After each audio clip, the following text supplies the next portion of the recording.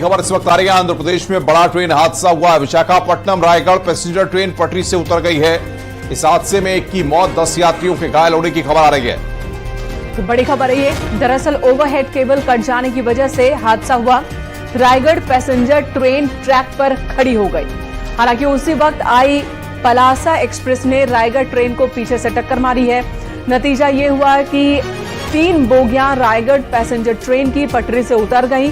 घटना विजयनगरम जिले के कोठा वलासा मंडल के अलमांडा कंथकपल्ली की है।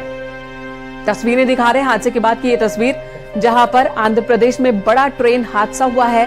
पहले एक ट्रेन ट्रैक पर ही रुक गई वायर कट जाने की वजह से, और उस ट्रेन को पीछे से आ रही दूसरी ट्रेन ने टक्कर मारी है। केबल कट जाने की वजह से रायगढ़ पैसेंजर ट्रेन ट्रैक पर रुक गई थी, जिसे पलासा एक्सप्रेस ने टक्कर मारी। रायगढ़ पैसेंजर ट्रेन की 3 बोगियां पटरी से उतर गई हैं। तस्वीरों में हम आपको दिखा रहे हैं।